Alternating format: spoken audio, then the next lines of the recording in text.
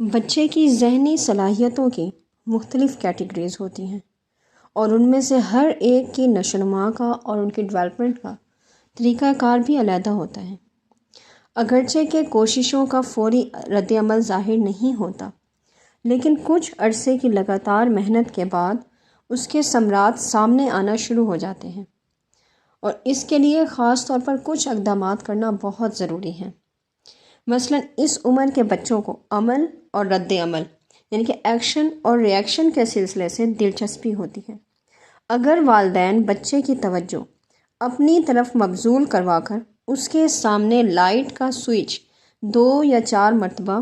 آن of کریں اور چند مرتبہ یہ عمل بار بار دہرائیں، تو جلد ہی وہ بچہ بھی اس سوئچ سے کھیلنے میں دلچسپی لینا شروع کر دے گا۔ اس کے علاوہ بچہ remote control, T V, radio, mobile, tabs یا پھر ڈیجیٹل گیمز وغیرہ کو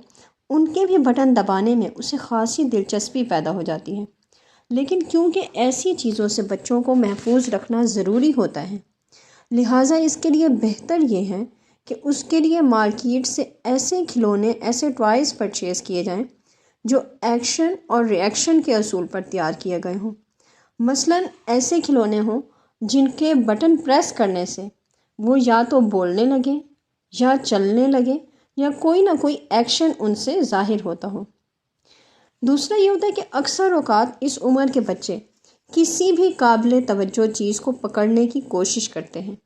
اور اگر اس چیز کے راستے میں کوئی رکاوٹ رکھ دی جائے، ہرڈلز ہوں، تو وہ بچہ اسے ہٹا کر ان ہرڈلز کو سائڈ پہ کر کے پھر اس چیز کو پکڑنے کی اور اس تک پہنچنے کی کوشش کرتا ہے اور پھر خوشی محسوس کرتا ہے۔ اگر یہی ایکسرسائز بار بار کروائی جائے اور بار بار ایسی رکاوٹیں اس کی راہ میں آتی رہیں، تو وہ جلد ہی انہیں ہٹانے میں ماہر ہو جاتا ہے۔ اور یہ جو چھوٹا سا کھیل ہے، اس سے بچے کی مینٹل گروتھ ہوتی ہے، اس کی ذہنی صلاحیتوں کی نشو و نما ہوتی ہے اور اس میں واضح طور پر چینجز پیدا ہوتی ہیں۔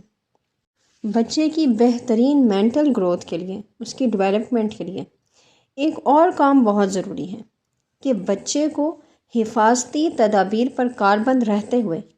اسے فری ہینڈ دیا جائے، اسے از خود نقل و حرکت کی آزادی فراہم کی جائے۔ اس طرح اس کا جو فطری تجسس ہے اس کی تسکین ہوتی ہے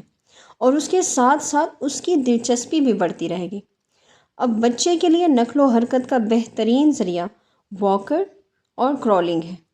جس کے ذریعے نہ صرف بچے کی ٹانگوں کی ایکسرسائز ہوتی ہے